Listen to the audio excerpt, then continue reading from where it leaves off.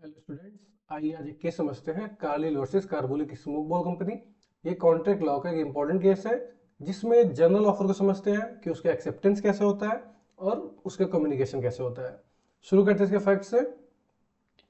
तो carbolic smoke ball एक company होती है जो पेपर में एक एडवर्टाइजमेंट देती है कि जो पर्सन हमारा मेडिसिन रेगुलरली यूज करेगा उसे इन्फ्लुएंजा नहीं होगा। जो भी हमारा मेडिसिन रेगुलरली यूज करे कोई भी पर्सन, उसे इन्फ्लुएंजा नहीं होगा। और अगर हो जाता है तो we will compensate that person by giving 100 pounds. Clear advertisement क्या था कि जो भी पर्सन हमारा मेडिसिन रेगुलरली यूज करेगा, मतलब जो भी उनका प्रिस्क्रिप्शन होगा उस हिसाब से यूज करेगा, तो उस पर्सन को इन्फ्लुएंजा नहीं होगा। और अगर इन्फ्लुएंजा हो जाता है तो हमारी कंपनी उस पर्सन को 100 पाउंड से कंपनसेट करेगी। और इस बात की सीरियसनेस दिखाने के लिए कंपनी ने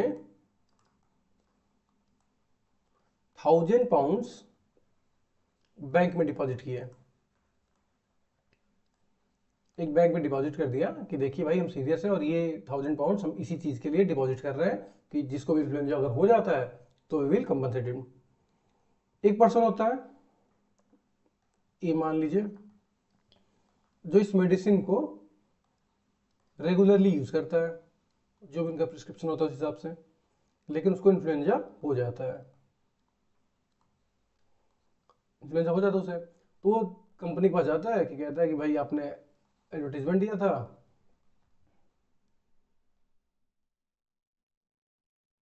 आपने एडवर्टीजमेंट दिया था और आपके एडवर्टीजमेंट देख के ही मैंने आपका दवा लिया और मुझे इन्फ्लुएंजा हो गया, तो एज पर योर प्रॉमिस मुझे 100 पाउंड्स दे दीजिए।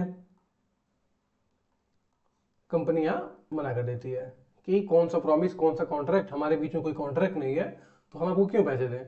वो एक मार्केटिंग गिमिक था, that was a marketing gimmick, और मार्केटिंग गिमिक के लिए पैसे नहीं दिए जाते हैं। ठीक है, तो we are not liable to give you 100 pounds, that was our marketing gimmick, और हमारे बीच में वैसे भी कोई कॉन्ट्रैक्ट नहीं है तो हम आपको पैसे नहीं देंगे।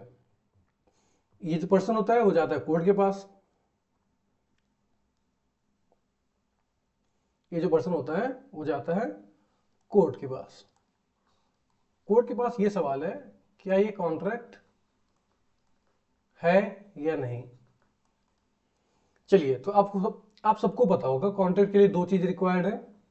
पहली चीज ऑफर, दूसरी चीज एक्सेप्टेंस। तो इस केस में ऑफर क्या होगा, कोर्ट ने कहा कि जो आपने एडवर्टीजमेंट दिया था वो as a general offer treat होगा। जनरल ऑफर क्या होता है, वो ऑफर जो पब्लिक एट लार्ज के लिए ओपन होता है, जिसको फुलफिल कोई भी कर सकता है। जैसे कि कभी आपने ऐड देखा होगा मिसिंग केसेस में कि ये मेरा कोई सामान, कोई ऑब्जेक्ट या मेरा कुत्ता खो गया है, जो भी ले आएगा मुझे 1000 रुपये दूंगा। तो ये जो ऑफर है वो कोई भी कर सकता है, कोई फुलफिल कर सकता है, यानी पब्लिक एट लार्ज के लिए ओपन होता है, उसको कहते हैं जनरल ऑफर। ठीक है, तो कोर्ट ने कहा कि जो आपने एडवर्टाइजमेंट दिया था वो जनरल ऑफर ट्रीट होगा। पर बात यह था कि इसको एक्सेप्ट कैसे करेगा कोई। मेन सवाल था कि जनरल ऑफर का एक्सेप्टेंस होगा कैसे। तो इसमें कोर्ट ने बड़ा खूबसूरत आंसर दिया कि general offer can be accepted by anyone. Bye anyone कैसे, हु कम्स फॉरवर्ड, चलिए इसको लिख देता हूं, by any person who comes forward and fulfils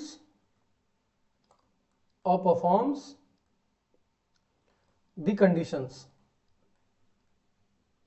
कैसे कंडीशंस, जो जनरल ऑफर में दिए होंगे। तो कोर्ट कहता है कि जनरल ऑफर का एक्सेप्टेंस करने के लिए कोई भी पर्सन आगे आ सकता है, और जो भी कंडीशन दिया गया हो जनरल ऑफर में उसको फुलफिल करते ही वो एक्सेप्टेंस हो जाता है, वो एक्सेप्ट कर लेता है ऑफर को। और जैसे आप सबको पता होगा कि ऑफर जैसे ही एक्सेप्ट होता है वो कॉन्ट्रैक्ट बन जाता है। तो इस केस में क्या हुआ, वो जो एडवर्टीजमेंट था वो जनरल ऑफर था। ठीक है, उसका कंडीशन क्या था कि हमारी मेडिसिन रेगुलरली यूज करिए। एक्सेप्टेंस कैसे होगा, जो ए पर्सन था उसने मेडिसिन रेगुलरली यूज किया, तो कोर्ट कहती है ऑटोमेटिकली एक्सेप्टेंस हो जाएगा।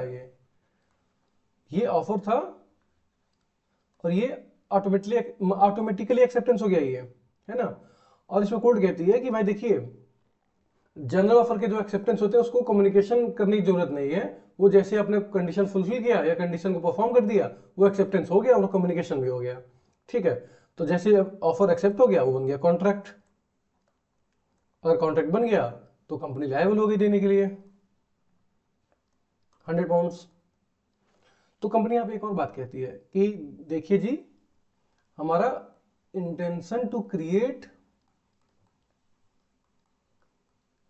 लीगल रिलेशनशिप तो था ही नहीं। तो कोर्ट इसमें सिंपल सी कहती है कि intention to create legal relationship जो है वो एक ऑब्जेक्टिव टेस्ट है, वो सब्जेक्टिव टेस्ट नहीं है। मतलब आपके कहने से हम नहीं मानेंगे, ये ऑब्जेक्टिव टेस्ट है।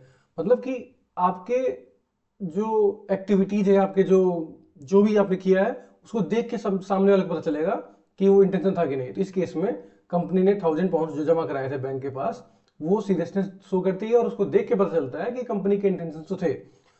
हालांकि intention to create legal relationship एक अच्छा टॉपिक है, इस पे हम लोग एक लेक्चर अलग से लेके आ रहे हैं जिसमें 3 या 4 केसेस हम समझाएंगे। पर अभी समझ लीजिए कि intention to create legal relationship सामने वाले को देख के पता चल जाता है कि क्या आपका इंटेंशन था कि नहीं। तो इसमें 1000 पाउंड वाले जो फैक्ट है वो देख के पता चलता है कि इंटेंशन था। कोर्ट ने कहा कि देखिए एक ऑब्जेक्टिव टेस्ट है, सब्जेक्टिव नहीं, तो आपका इंटेंशन भी था, मतलब वैलिड ऑफर था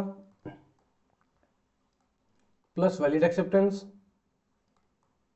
तो ये कॉन्ट्रैक्ट बन गया। तो आपको 100 पाउंड्स देने पड़ेंगे और इस केस में कंपनी को 100 पाउंड्स देने पड़े थे। तो इस केस में हमने क्या सीखा कि general offer public at large के लिए ओपन होता है, एक्सेप्ट कोई भी पर्सन कर सकता है। कैसे कर सकता है? बाय फुलफिलिंग और by performing the condition given in the general offer. और जैसे ही एक्सेप्ट करता है, कॉन्ट्रैक्ट वैलिड हो जाता है और वैलिड कॉन्ट्रैक्ट के बाद उसको जो भी लाइबिलिटीज होती है, चाहे वो जो भी ड्यूटीज होती है, वो सब क्रिएट हो जाती है, जो भी राइट्स होते हैं सब क्रिएट हो जाते हैं कॉन्ट्रैक्ट बनने के बाद ही, ठीक है। तो इस केस में भी कोर्ट ने सीधा जनरल ऑफर को एक्सेप्टेंस करने का तरीका बता दिया और इस केस में कंपनी को 100 पाउंड्स उस पर्सन को देने पड़े थे। चलिए मिलते हैं अगली वीडियो में, तब तक के लिए बाय बाय।